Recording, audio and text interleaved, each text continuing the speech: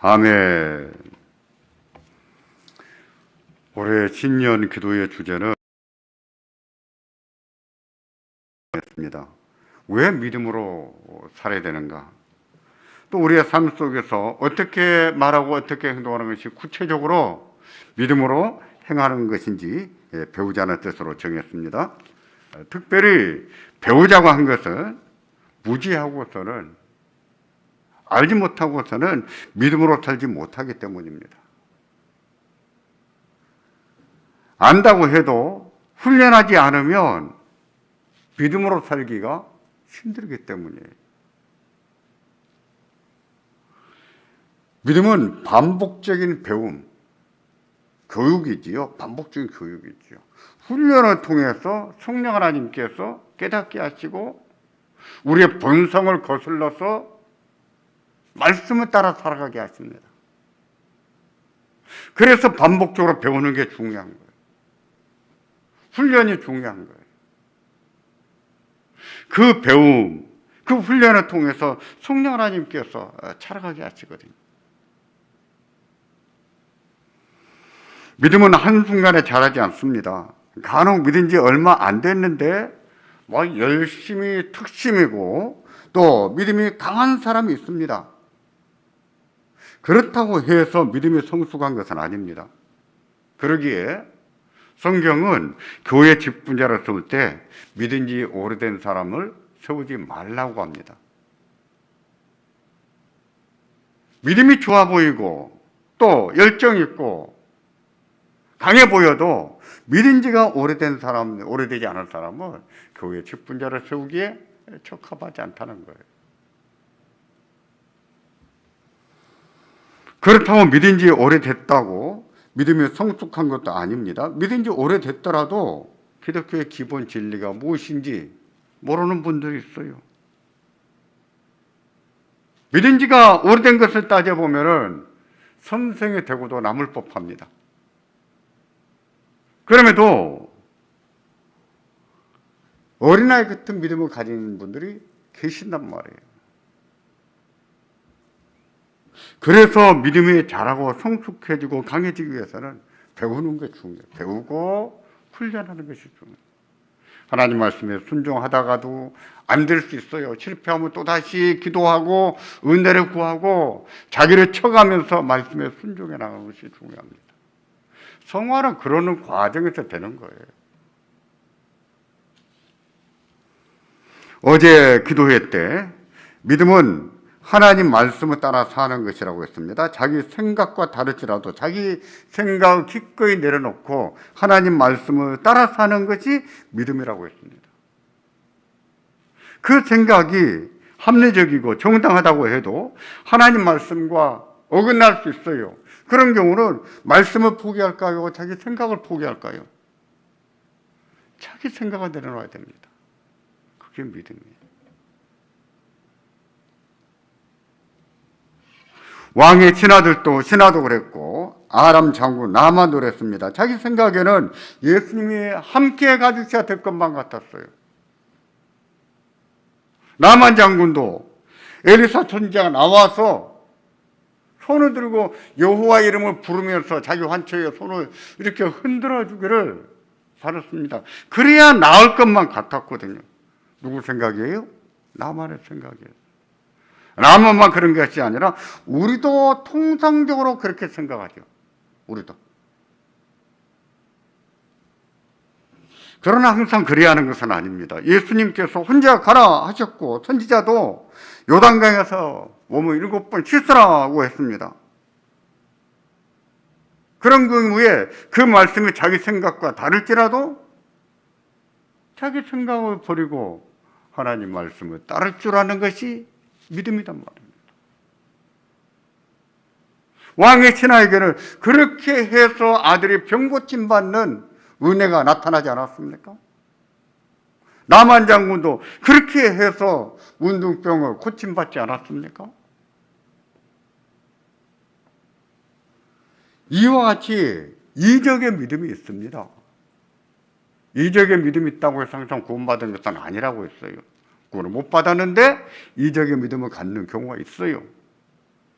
근데 우리는 참된 구원의 믿음을 가지고 있습니다. 참된 구원의 믿음을 가지고 있지만 때때로 이적의 믿음이 필요할 때도 있어요. 하나님의 사역에는 작정이 있고 창조가 있고 또 하나 뭐가 있죠? 섭리가 있죠. 섭리 중에는 비상섭리가 있다라고 가르칩니다. 비상섭리라고 하는 것이 무엇이냐면 이적이에요. 비상한 섭리가 있다. 초자연적인 섭리가 있다는 거예요. 그게 바로 이적을 두고 하는 말입니다. 하나님은 그 믿음을 통해서 역사하십니다. 때문에 때때로 이적의 믿음이 필요해요. 나에게 하나님이 어떻게 역사하실 것이라고 확 믿어버리든지, 나를 통해서 하나님이 어떤 일을 하실 것이라고 확 믿어버리는 믿음이 필요하단 말입니다. 그렇게 이루세요. 믿음대로 이루십니다. 성경도 이렇게 말하지 않습니까? 믿음대로 될지어다 라고 말하지 않습니까? 맞습니다. 그렇습니다. 그런 일이 나타났을 때는 얼마나 기쁩니까? 얼마나 좋겠어요. 자주 일어나는 일이 아니지. 뭐 어쩌다, 정말 어쩌다 한번 일어나는 일이지만 그 어쩌다 한번 일어나는 일이 한번 일어난다면 얼마나 좋겠어요.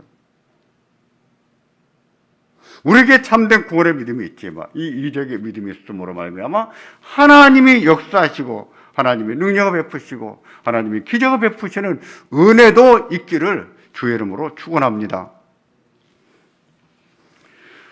오늘은 손익을 계산하기보다는 말씀에 순종하는 것에 대해서 상고하겠습니다. 여호와께서 아브라함에게 너는 너의 고향과 친척과 아버지의 집을 떠나 내가 네게 보여줄 땅으로 가라고 하셨습니다. 우리가 개역 개정판으로 성경을 바꾸고 보니까 조금 어색하지요? 내 본토 친척 아비 집을 떠나 이렇게 늘 읽고 입에가 귀가 익었는데요. 또 여기도 내가 네게 보여줄 땅으로 가라 했습니다. 보여줄 땅이라고 해서 가서 미리 살펴보고 갈 것인지 말 것인지 정하란 뜻이 아니었어요. 하나님이 말씀하셨으니 하나님이 말씀하신 그 땅으로 가라는 뜻이었습니다. 그러시면서 너를 축복하는 자에게는 내가 복을 내리고 너를 저주하는 자에게는 내가 저주하겠다고 하셨어요. 이 말씀은 아브라함을 해치는 자는 하나님께서 벌하시겠고 아브라함을 축복하시는 자에게는 하나님이 복을 주시겠다는 뜻이에요. 다시 말해서 그 말의 의미는 하나님이 지키신다는 뜻입니다. 하나님이 함께 하시고 하나님이 지키시겠다는 뜻이에요. 그러므로 순종하라 그 뜻이죠.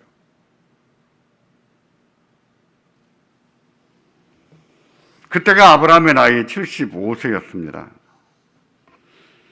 새로운 나라, 다른 나라에 이민 가기에는 너무 많은 나이지요.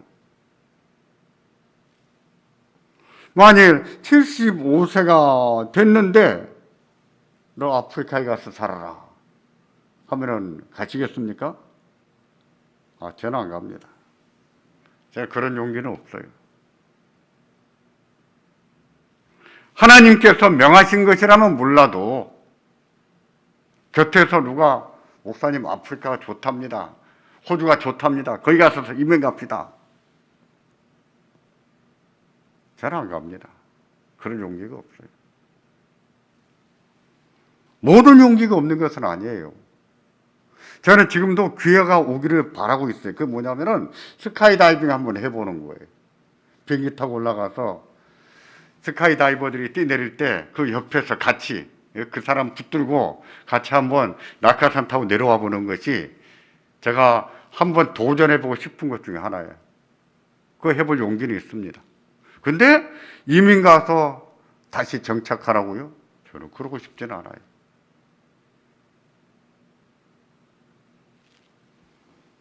그럼에도 아브라함은 하나님의 말씀에 순종했습니다. 어떻게 순종했을까요? 어떻게 순종했는지 12장 4절을 보면 이렇게 말씀하지요. 이에 아브라함이 여호와의 말씀을 따라갔고, 무엇을 따라갔다고 했습니까?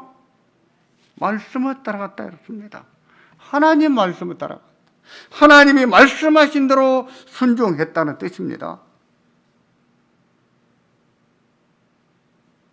갈 바를 알지는 못했지만, 그것이 어떤 곳인지 알지는 못했지만, 이거 저거 따져보지도 않고 또 가서 미리 정탐해 본 것도 아니고 하나님이 말씀하셔서 하나님 말씀에 순종해서 따라갔다는 거예요.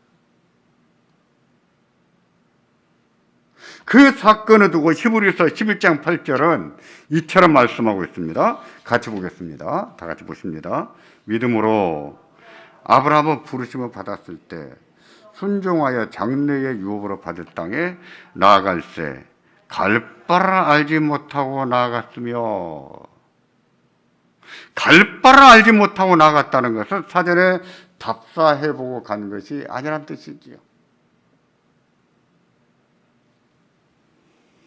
그것이 어떤 것인지, 얼마나 위험한 곳인지, 얼마나 좋은 곳인지 알아보고 가지 않았다는 뜻입니다.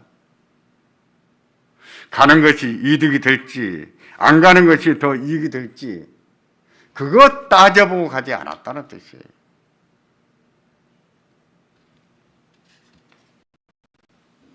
그저 하나님이 말씀하시니까, 하나님 내가 너를 지키겠다, 너와 함께 하겠다, 하나님이 말씀하셨으니 말씀을 따라갔다는 거예요.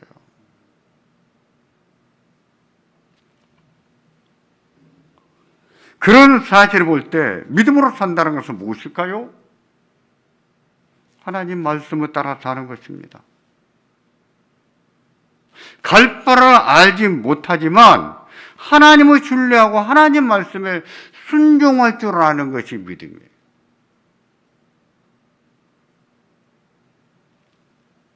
비록 손해를 본다고 할지라도, 나한테 이득이 하나도 되지 않는다고 할지라도 하나님 말씀에 순종할 줄 아는 것이 믿음이란 말입니다.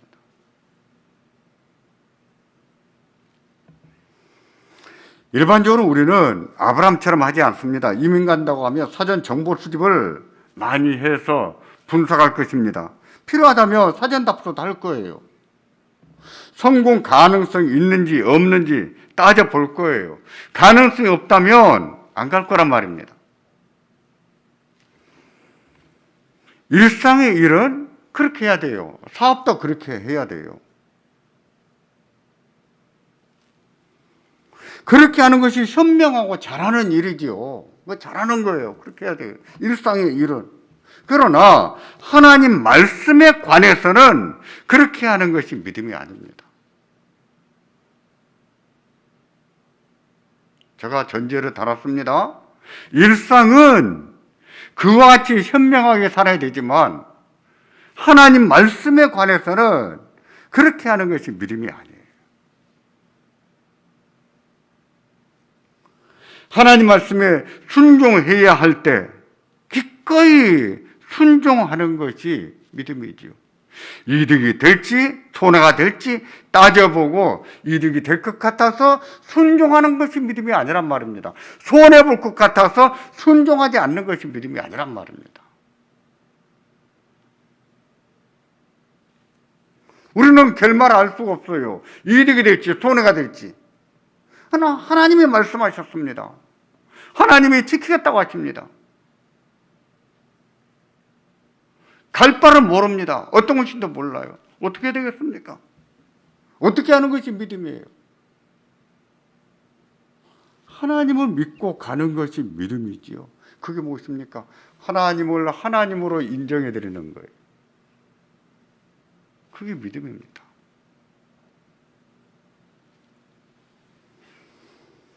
광야에서 12 정탐꾼을 보내 사전에 정탐한 것은요, 잘한 일이었습니다. 취지는 좋았어요. 모세도 좋게 생각했습니다. 모세가 좋게 여긴 것은 가능성이 희박하다면 돌아갈 수 있기 때문이 아니었어요.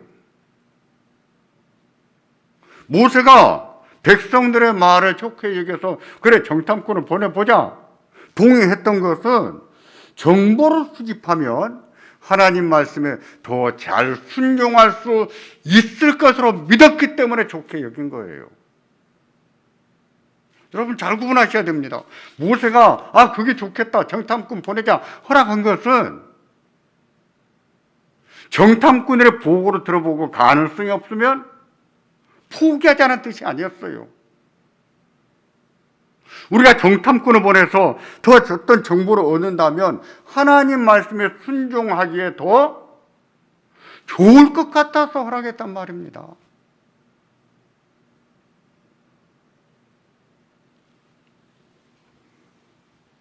그런 의미에서는 정탐꾼을 보낸 게 잘한 것이죠. 따져본 게 잘한 것이에요. 의도가 좋았습니다. 취지가 좋았습니다. 그러나 10명의 정탐꾼은 정탐을 다녀온 뒤에 가능성을 따져보고 가능성이 없다고 생각이 돼서 하나님과 모세를 원망하기 시작했습니다. 애굽으로 돌아가자. 애굽에 살 때가 더 좋았다.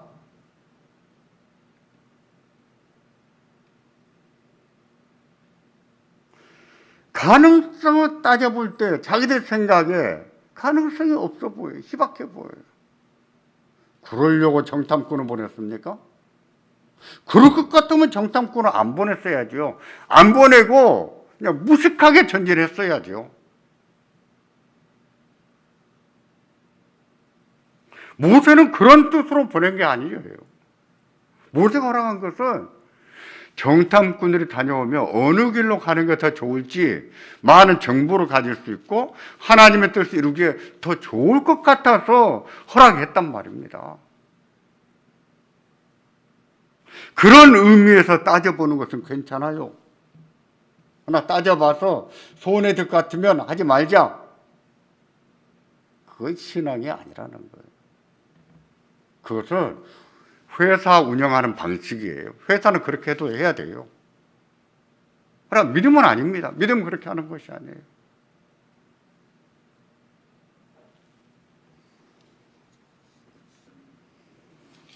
하나님 말씀이면 따져보든지 안 따져보든지 하나님을 신뢰하고 그 말씀을 따라서 순종을 해야 됩니다. 따져보더라도 하나님의 뜻을 더 잘 이루기 위해서 따져보는 것은 좋아요. 그렇게 따져본 후에는 성공 가능성이 있든지 없든지 어떻게 해야 됩니까? 순종해야죠. 그게 하나님 말씀이니까.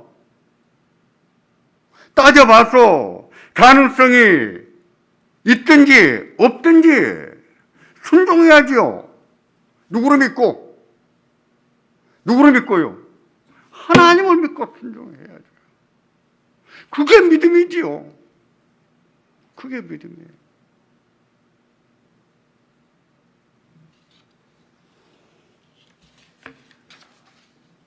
어떤 믿음은, 어떤 말씀은 순종하기가 어렵지 않습니다. 어떤 말씀은 때에 따라서는 순종하기가 굉장히 힘들 수 있어요. 어떤 때는 순종을 했는데 어떤 때는 순종하기 힘든 마음이 들 수 있단 말입니다. 예를 들면 염려하지 말라는 말씀이 그렇습니다. 보통 때는 염려하지 않는데 크고 작은 일이 생기면 염려하지 않으려고 했는데 염려가 저절로 되지요.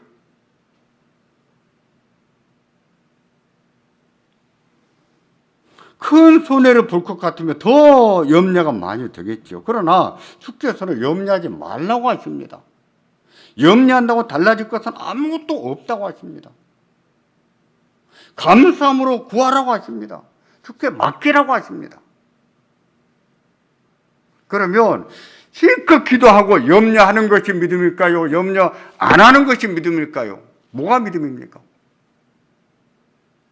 안 하는 것이 믿음이지요. 그럼에도 염려하는 것은 믿음이 아니지요.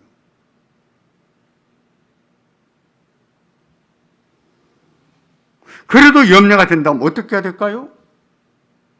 포기할까요?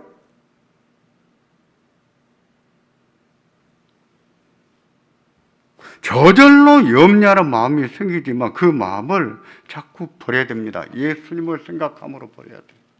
하나님 말씀을 생각함으로 버려요. 기도함으로 버려야 돼요. 하나님의 은혜를 구함으로 자꾸 버려야 됩니다. 우리 마음에 염려가 자리 잡으면 믿음의 자리가 없어집니다. 염려가 자리 잡지 못하도록 해야 돼요. 믿음이 자리 잡아야 돼요.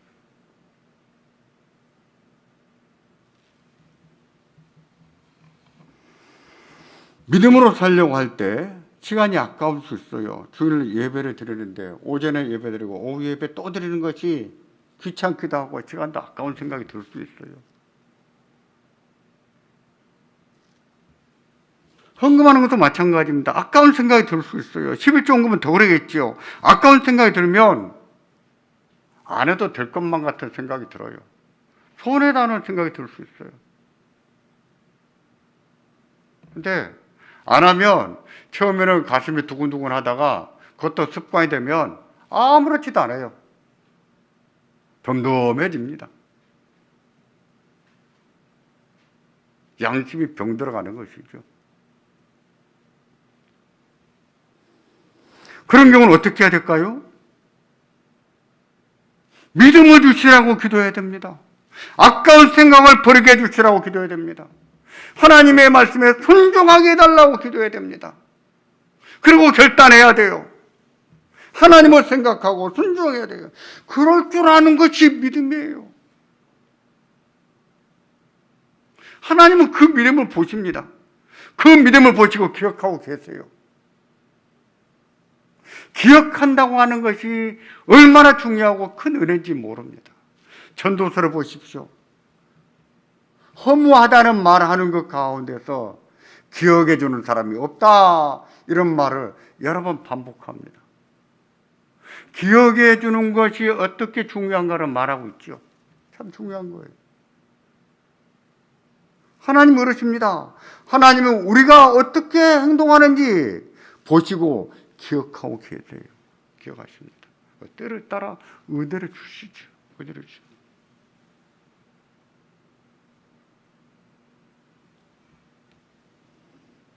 제 경우는 아들이 신학교 가겠다고 했을 때 정말 힘들었습니다. 고민이 많았어요. 저는 아기 때부터, 아들이 어렸을 때 아기 때부터 얘는 목사하지 마라 그랬어요. 얘는 목사 되지 말고 네가 하고 싶은 거 해. 목사가 되라고 단 한 번도 말해본 적도 없고 기도한 적도 없어요. 네 목사하지 마라 이렇게 말했죠. 그런데 어느 날 신학교 가겠다고 말을 했을 때 그 말을 듣고 잠을 못 잤습니다. 자다가도 버떡버떡 일어나지더라고요. 일어나서 이 자식이 미쳤나? 왜 신학교로 간다는 거예요? 지가 아버지 고생한 거 안 봤나? 그때 제가 했던 생각들입니다.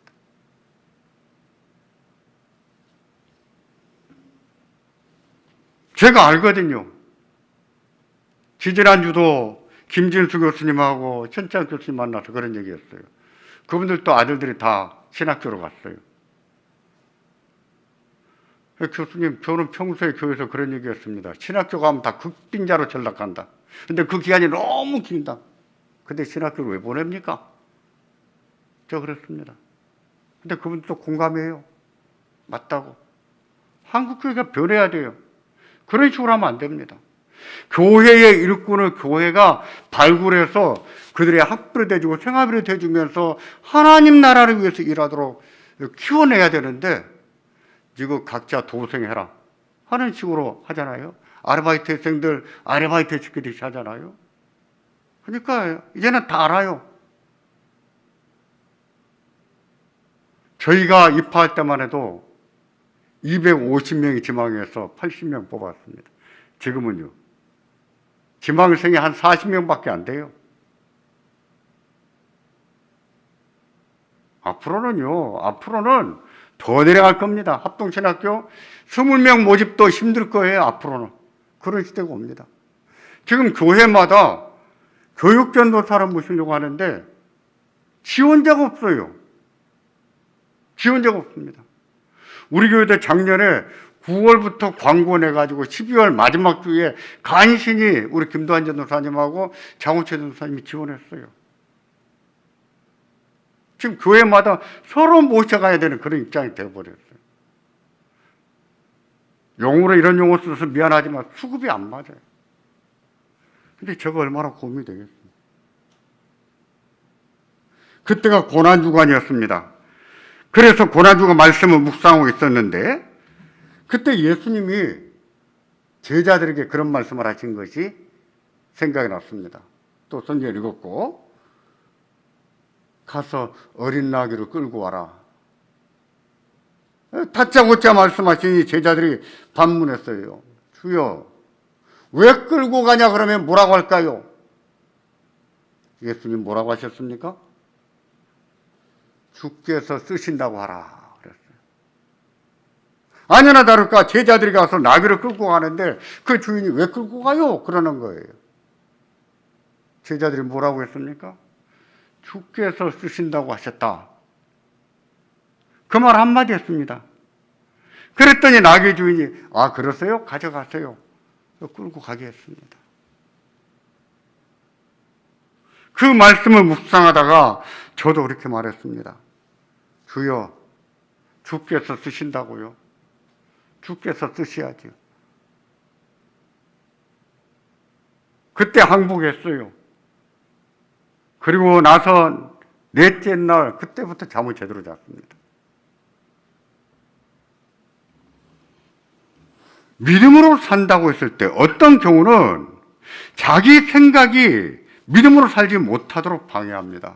어떤 경우는 손해보는 것 때문에 믿음으로 살지 못하게 해요. 어떤 경우는 고난과 아픔이 너무 많을 것 같아서 믿음으로 살지 못하게 하기도 합니다. 그래서 예수를 믿는다고 하면서 믿음으로 살지 못할 때가 많은 거예요. 이것을 어떻게 해야 될까요? 하나님을 신뢰해야 돼요. 하나님을 바라봐야 돼요. 하나님을 바라보고 순종해야 돼요. 그게 믿음이에요. 계산해보고 손해나니까 하지 말자. 그게 믿음이 아니라 하나님을 믿고 순종할 줄 아는 것이 믿음이란 말입니다. 하나님은 그 믿음을 통해서 역사하십니다. 여러분 믿음으로 사는 것을 너무 걱정하지 마십시오. 두려워하지 마십시오. 하나님이 계시거든요. 하나님이 보고 계세요. 하나님이 듣고 계시고 하나님이 역사하십니다. 믿음은요, 그 하나님을 믿고 따라가는 것입니다. 우리에게 그런 믿음이 있기를 바랍니다. 그렇게 살기를, 자기를 훈련시키기를 바랍니다. 우리가 그런 사람으로 자라갈 수 있기를 주의 이름으로 축원합니다. 기도하겠습니다.